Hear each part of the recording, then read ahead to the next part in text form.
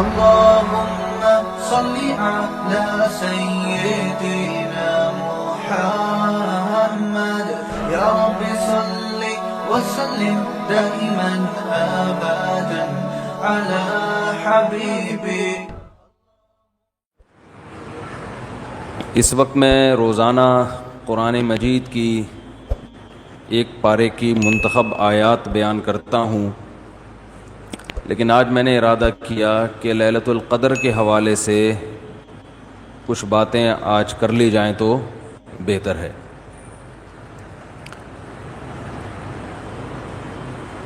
قرآن مجید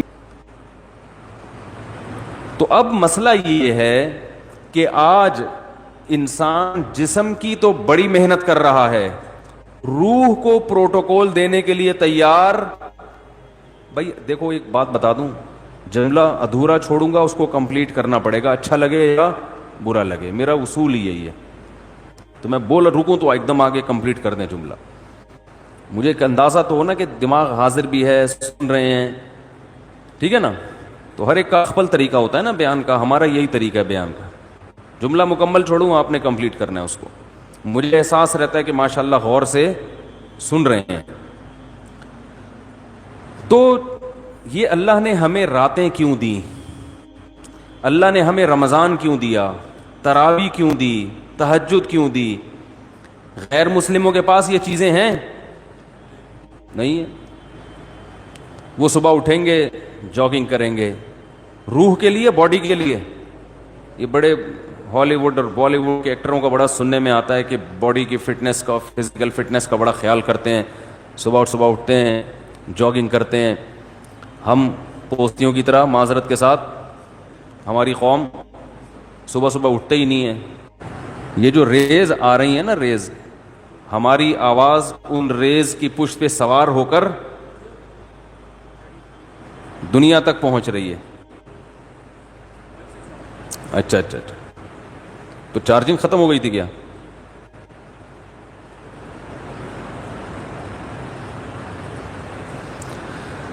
تو میں یہ عرض کر رہا تھا کہ فنکار، اداکار لوگ اپنی فٹنس کا بہت زیادہ خیال کرتے ہیں. آج کل ہر آدمی اگر کرتا ہے تو اپنی باڈی کی فٹنس کا تو خیال کرتا ہے. صبح اٹھ کے جاگنگ کریں گے، ڈائٹنگ، یہ نہیں کہ پراٹھے کھا رہے ہیں آلو کے، تمیز سے کھائیں گے. 1 گلاس دودھ، پھر 2 انڈے ہاف بوائل، ٹھیک ہے نا، پروٹین لینے ہیں. پھر جو ہوتے ہیں نا ڈائٹ جن لوگوں کی، تو باڈی کی محنت تو آج کی جا رہی ہے، روح کو طاقت دینے کی کوشش نہیں کی جا رہی. حالانکہ انسان روح اور جسم دونوں کا مجموعہ ہے. بھائی ایک دفعہ اس کو لگا دیں، جو بار بار آپ اٹھ رہے بیٹھ رہے ہیں نا، میرا بڑا دماغ خراب ہو رہا ہے اس سے. یا تو اس کو بند کر دیں، کوئی ضروری نہیں ہے، ریکارڈ کر لیں ویسے ہی. اس سے جو ہے نا بہت زیادہ ڈسٹربنس ہوتی ہے. ہو گیا تو ٹھیک ہے، نہیں تو وہ دوسرا کیمرہ لا کے ریکارڈ کر دیں، اس کو بند کر دیں. تو کیا کہہ رہا تھا میں؟ سیٹنگ، اپنی سیٹنگ اب ادھر سے سیٹ کریں اس کو. وہاں سے تو ہو گئی، اب ادھر سے بھی پانا لا کے نا میری اپنی سیٹنگ کو بھی سیٹ کریں. کیا کہہ رہا تھا میں؟ تو روح جو ہے نا، دیکھو انسان جو ہے نا، انسان کو جانوروں پر قیاس نہیں کیا جا سکتا. اچھا جانور کسے کہتے ہیں؟ جو صحت مند ہو. اچھی بکری تو دودھ زیادہ دیتی ہو، اچھی بھینس دودھ زیادہ دیتی ہو، اچھی گائے دودھ زیادہ دیتی ہو، اچھا بیل زیادہ ہل چلا لیتا ہو. ایسا ہی ہے نا، اچھا گدھا ویٹ زیادہ اٹھا لیتا ہو. تو اچھا انسان جو ویٹ زیادہ اٹھا لیتا ہو، تو اس میں اور گدھے میں کوئی فرق ہوا پھر؟ بھائی آج اچھا انسان اسے کہتے ہیں ہوئے اتنا ویٹ اٹھایا، ہوئے تو اٹھا سکتا ہے؟ وہ کہہ رہا نہیں بھائی ہم تو نہیں اٹھا سکتے. بھائی آپ بہت اچھے، میں کیا ہوں؟ میں گندا ہو گیا. یہی مطلب ہوا نا. تو انسان کو اگر صرف جسمانی اور مادی اعتبار سے فضیلت دی جائے تو پھر انسان کی کوئی فضیلت نہیں ہے، کیونکہ مادی اعتبار سے انسان سے زیادہ صحت مند بہت سے جانور ہوتے ہیں. چیتے کی اسپیڈ زیادہ ہے یا آپ کی؟ تو بھاگنے میں چیتا اچھا ہے یا آپ؟ چیتا اچھا ہے. جبڑا جو پھاڑنے کی طاقت ہے، وہ شیر کی اچھی ہے یا آپ کی؟ شیر کی اچھی ہے.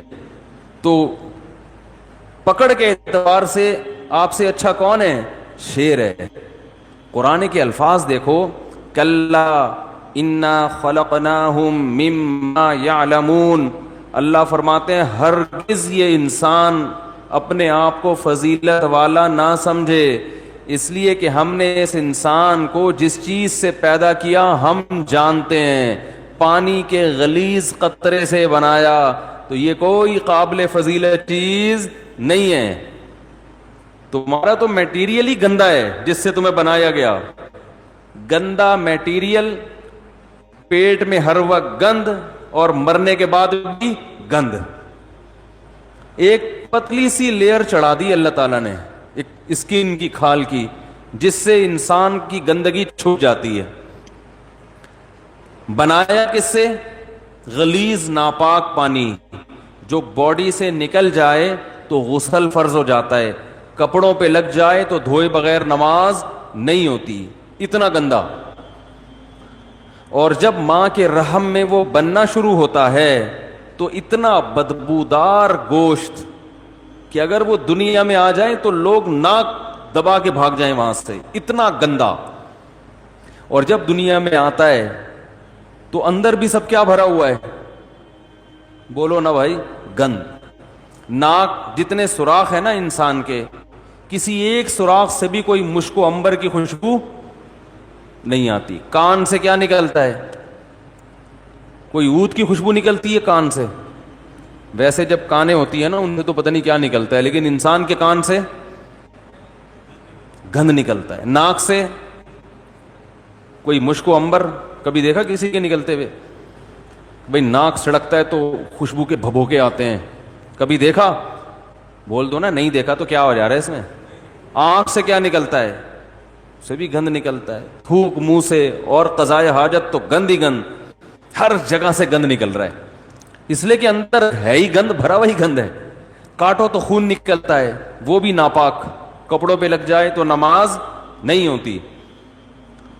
بس ایک اللہ نے ہلکی سی نا پرت چڑھا دی ہے، ایک ہلکی سی لیئر ہے اسکن کی، جس کی وجہ سے وقار قائم ہے. جیسے گندگی کے اوپر چمکیلا کپڑا ڈال دیا جائے تو وہ گندگی دیکھنے میں خوبصورت لگتی ہے، اسے ہٹا کے دیکھو گے تو پتا چلے گا اندر کیا ہے. اور فیوچر انسان کا یعنی پاسٹ کیسا ہے؟ پانی کا غلیظ قطرہ. پریزنٹ جو اس کی ابھی موجودہ حالت ہے اس میں بھی گند ہی بھرا ہوا ہے.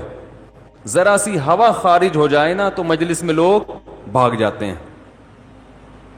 اور فیوچر کیا ہے؟ جیسے ہی سانس بند ہوگی فوراً لاش سڑنا اور گلنا شروع. یہ چودھری صاحب ہیں، یہ وڈیرے صاحب ہیں، یہ چیف ہیں، یہ جناب پرنسپل صاحب ہیں، یہ ہیڈ ماسٹر ہیں، جو بھی ہو بھائی آپ. جیسے ہی روح نکلی گند ڈھیر، میت جو ہے نا ایک دم سڑنا شروع ہو جاتی، آنکھیں ابلنا شروع ہو جائیں گی، ہاتھ خود بخود کٹنا شروع. اتنی بدبو لاش کبھی دیکھی ہے؟ کس قدر بدبو ہوتی ہے اگر کوئی پرانی لاش پڑ گئی ہو. اس لیے حکم ہے اس کو مٹی میں جا کے دباؤ. کیڑے کھانے، آنکھوں میں کیڑے، کان میں کیڑے، ناک میں کیڑے گھس رہے ہوتے ہیں کھانے کے لیے. یہ بڑے بڑے حسین اور جمیل لوگوں کا یہ حال ہوتا ہے. تو اللہ فرماتے ہیں کہ انسان تجھے جو میں نے فضیلت دی ہے وہ فزیکل فٹنس کی وجہ سے نہیں دی ہے، اس وجہ سے نہیں دی ہے کہ تیرے پاس وسائل بہت ہیں. وسائل کی وجہ سے بھی نہیں کہ تو بڑا پیسے والا ہے. انسان کو اللہ نے فضیلت دی ہے روحانی زندگی کی وجہ سے. جس کی روح اچھی ہوگی جسم سے نکلنے والے اعمال اچھے ہوں گے. روح گندی ہوگی جسم سے نکلنے والے اعمال گندے ہوں گے. کہتے ہیں نا موسیقی روح کی غذا ہے، گندے لوگوں کی روح کی غذا ہے. اچھے لوگوں کی روح کی غذا قرآن کی تلاوت اور ذکر اللہ ہے. ہمارے حضرت جب ذکر کیا کرتے تھے نا عجیب کیفیت ہو جاتی تھی. ایک شعر پڑھا کرتے تھے، دم رکا سمجھو اگر دم بھر بھی یہ ساغر رکا، میرا دور زندگی ہے یہ جو دور جام ہے. کیا زبردست شعر ہے. اللہ کے ذکر کو نا شراب سے تعبیر کیا ہے. جیسے شرابیوں کو شراب محبوب ہوتی ہے نا, اور شراب خانے میں جب وہ جاتے ہیں, میں خانہ جسے کہتے ہیں, آواز صاف آ رہی ہے کہ نہیں آ رہی؟ میں خانے میں شرابی جاتے ہیں تو شراب کے جام چل رہے ہوتے ہیں, ادھر ایک پیا, ختم ہوا, لیا دوسرا پیا, ٹھیک ہے نا. تو جیسے شرابی کو شراب سے عشق ہوتا ہے اور وہ کہتا ہے دم رکا سمجھو, کہہ رہے سمجھو میرا دم رک گیا, دم بھر بھی یہ ساغر رکا, ایک دم کے لیے بھی اگر یہ دور رک گیا تو میرا دم ختم, میں مر جاؤں گا, میں برداشت نہیں کر سکتا.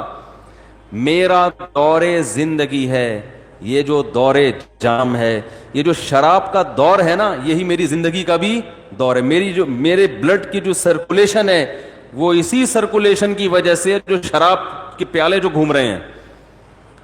تو حضرت اللہ کے ذکر کے بارے میں یہ شعر پڑھا کرتے تھے کہ اللہ کے ذکر کی ہمیں ایسی لت پڑ گئی ہے, ایسا چسکا لگ گیا ہے جیسے شرابی کو شراب کا چسکا لگتا ہے. تو حضرت بڑے مزے سے ذکر اللہ کے بارے میں یہ شعر پڑھا کرتے تھے, دم رکا سمجھو اگر دم بھر بھی یہ ساغر رکا, کہ اللہ تیرے نام کی لذت اور تیرے نام کا چسکا ہمیں ایسا لگ گیا ہے کہ دنیا کی کوئی بھی نعمت ہم سے چھین لی جائے ہم مریں گے نہیں, کوئی ہم سے تیرا نام لینا چھڑوا دے, کوئی ہماری زبان پہ تیرا ذکر کرنا ہم سے چھڑوا دے, ہم ایک سیکنڈ کے لیے بھی زندہ نہیں رہ سکتے. یہ کیفیت ہوتی ہے کس کی بھائی؟ اہل اللہ کی, جن کی روح پاکیزہ ہوتی ہے, اور جن کی روح ناپاک ہوتی ہے جب تک وہ اداکاراؤں کے ڈانس اور ناچ نہ دیکھ لیں اور ان کے ناچ گانے کا میوزک نہ سن لیں, ان کی روح کو تسکین بولو نا بھائی نہیں ملتی. تو روح کی بات ہے. جیسے ہیروئنچی کو اور شرابی کو اس کی باڈی کو تسکین ہیروئن اور شراب سے ملتی ہے, لیکن جس انسان کو اس گندگی کی عادت نہیں ہے اسے تسکین کے لیے شراب اور ہیروئن کا سہارا نہیں لینا پڑتا, اسے تو بدبو آتی ہے, اسے تو گھن آتی ہے. تو مسئلہ ہی سارا کس کا ہے بھائی؟ روح کا ہے. تو اللہ تعالیٰ نے جبریل علیہ الصلاۃ والسلام کے ذریعے انسان کی روح کو طاقت دی ہے. تو روح پاکیزہ بنتی ہے برے اعمال کو چھوڑنے سے اور عبادت کرنے سے, اور جیسے جیسے عبادت کرتا ہے انسان روح اور زیادہ پاکیزہ ہونا شروع ہو جاتی. یعنی اگر آپ کی روح میں پاکیزگی نہیں ہے تو آپ عبادت شروع کر دو, پیدا ہونا شروع, اور جیسے جیسے پاکیزگی آئے گی عبادت جو مشکل لگ رہی تھی وہ عبادت آسان ہونا شروع ہو جائے گی. تو آج باڈی کی طرف تو ہماری قوم کی تو نہ باڈی کی طرف توجہ ہے نہ روح کی, لیکن میں تو ان لوگوں کی بات کر رہا ہوں جو لبرل لوگ ہیں, وہ روح کو تو بالکل فوکس کرتے ہی نہیں ہیں. اور ہمارے ہاں تو نہ روح کی فکر اور نہ جسم کی فکر, کسی چیز فکر لیس, ٹینشن فری زندگی. ٹینشن تو فری نہیں ہے لیکن فکر فری کہہ سکتے ہیں, جس کی وجہ سے ٹینشن ہی ٹینشن, کیونکہ جب نہ ادھر کے نہ ادھر کے تو پھر ظاہر ہے کھا کھا کے دھماکے سے پھٹ جائیں گے, اور روحانی زندگی کا تو بیڑا غرق. تو رمضان میں اللہ تعالی دیکھو روح کو طاقت ملتی ہے نفس کے خلاف مجاہدہ کر کے. جب آپ دنیا میں دو نظریات چل رہے ہیں, جو مذہب مخالف لوگ ہیں نا وہ کہتے ہیں انسان کی ہر خواہش پوری ہونی چاہیے, ان کی پوری دوڑ دھوپ اور قانون سازی اسی کے لیے, مکان سستا ہو جائے, روٹی سستی ہو جائے, کپڑا سستا ہو جائے, ہر ایک کا علاج فری ہو جائے, یہ ہو جائے وہ ہو جائے, جس کے جو دل میں خواہش آئے وہ خواہش پوری ہو جائے. اسی کو انٹرٹینمنٹ کہتے ہیں, اسی کو عیاشی کہتے ہیں. اسلام نے ہمیں بتایا ہے کہ تم جتنی خواہشات پوری کرو گے ہر خواہش مزید خواہشات کو پیدا کر کے جائے گی. جیسے کورونا وائرس کے کہتے ہیں نا 1 سے 100 ہو جاتے ہیں, اب جس نے پہلا وائرس پیدا کر دیا یا خود بخود ہو گیا قدرت کی طرف سے, تو بس ایک دفعہ کیا, اب وہ ملٹی پلائی, بولو بھائی, ہوتا چلا جا رہا ہے نا. ایک خربوزے کا بیج ڈال دو, اب مزید بیج پیدا کرنے کی ضرورت نہیں ہے, وہ اسی سے خود بخود پیدا ہوتے چلے جائیں گے. اسی لیے شاعر نے کہا ما قضا احد منها لبانته ولن تها عرب الا الى عربی, کہ اس دنیا میں آج تک کسی نے اپنی خواہشات پوری نہیں کی ہیں. جس نے ایک خواہش پوری کی تو وہ ایک خواہش جب ختم ہوئی تو ہزاروں خواہشات کو پیدا کر کے ختم ہوئی ہے. وہ یہ جو ہمیں نظر آ رہے ہیں نا, بہت سے لوگ لائف کو انجوائے کر رہے ہیں, ان کی ہر خواہش پوری ہو گئی, اب انہیں کچھ بھی نہیں چاہیے. یہ آپ کو لگ رہا ہے کہ کچھ نہیں چاہیے, آپ کبھی ان کے پاس جا کے بیٹھیں گے تو پتا چلے گا کہ جتنا ان کو چاہیے اتنا ہمیں نہیں چاہیے. تو اسلام نے ہمیں کچھ ایسی کام بھی بتائے ہیں جس میں ہمیں اپنے نفس کے اگینسٹ چلنا پڑتا ہے. دل نہیں چاہتا مگر اس کی مخالفت کرنی پڑتی ہے. دل کی خواہشات کو جتنا کچلیں گے روح کو طاقت اتنی زیادہ ملے گی, اور روح کو تسکین ملتی ہے اس سے. تو اسلام نے ہمیں اپنے جسم کی خواہشات کو کچلنے کے لیے روزہ دیا. روزہ رکھو صبح صادق سے لے کے غروب آفتاب. کیسا پھیکا پھیکا ہو جاتا ہے نا انسان روزے میں, مجھے تو آپ ابھی بھی پھیکے پھیکے سے ہی لگ رہے ہیں. عجیب سا نا, نہ کسی کام کا دل لگ رہا ہے, بیٹھے ہوئے ہیں, نہ گٹکا کھا سکتے ہیں, نہ پان کھا سکتے ہیں, نہ سگریٹ پی سکتے ہیں, نہ چائے پی سکتے ہیں, نہ کھانا کھا سکتے ہیں. سوکھا سوکھا سا منہ ہوتا ہے سب کا. روزے کی حالت میں دیکھو سب کی حالت کیا ہوتی ہے, کسی کام میں دل نہیں لگ رہا. اللہ نے کہا بس 1 نہیں 2 نہیں 3 نہیں 4 نہیں, کتنے 29 یا 30. آسان کام تھوڑی ہے. پھر ہاتھ باندھ کے اللہ کے سامنے کھڑے ہو جانا نماز میں, باؤنڈ کر لینا اپنے آپ کو. آج دنیا میں دنیا پرستوں کے لیے سب سے قیمتی چیز ٹائم ہے. وہ ٹائم کہتے ہیں کہ اتنی دیر ہم مسجد میں اللہ کے سامنے ہاتھ باندھ کر کھڑے رہیں, اس سے ہمیں ملتا تو کچھ بھی نہیں ہے, تو یہ تو ٹائم ویسٹنگ ہے. تو اللہ نے کہا کہ کرو یہ کام, تمہارا دل نہیں چاہتا مگر تمہیں کرنا پڑے گا. تو جب انسان بار بار بار بار اپنی خواہشات کے اگینسٹ چلتا ہے نا, تو اس کی روح کو طاقت ملنا شروع ہو جاتی. اتنی روحانی قوت اس کے اندر پیدا ہوتی ہے, وہ کچھ کر کے دکھاتا ہے جس کا لوگ تصور نہیں کر سکتے تھے. یہ جو اسلاف کے واقعات ملتے ہیں, عشاء کی نماز میں کھڑے ہوئے اور فجر تک نماز پڑھتے رہے, یہ تو تواتر سے ثابت ہے. بعض لوگ اس کا مذاق اڑاتے ہیں کہ یہ ممکن نہیں ہے, اور بعض کہتے ہیں وہ حدیث میں تو آتا ہے کہ جس نے ایک دن میں 3 دن سے کم میں قرآن ختم کیا اس نے سمجھا ہی نہیں. اس حدیث کا مطلب کیا ہے وہ میں کسی اور موقع پہ بتاؤں گا, ورنہ وہ سارا موضوع چینج ہو جائے گا. اسلاف سے صحابہ سے تواتر کے ساتھ ثابت ہے کہ ایک رات میں ایک رکعت میں پورا قرآن ختم کیا انہوں نے. حدیثوں کا مطلب جو ہے نا پروفیسروں سے مت پوچھو, یہ صحابہ اور تابعین سے پوچھا کرو کہ کون سی حدیث کا کیا مطلب ہے. حضرت عمر رضی اللہ تعالی عنہ نے حضرت عثمان کی طرف ایک دن اشارہ کر کے فرمایا کہ مجھے اس شخص سے محبت کیوں نہ ہو, یہ وتر کی 1 رکعت میں پورا قرآن پڑھ لیتے ہیں.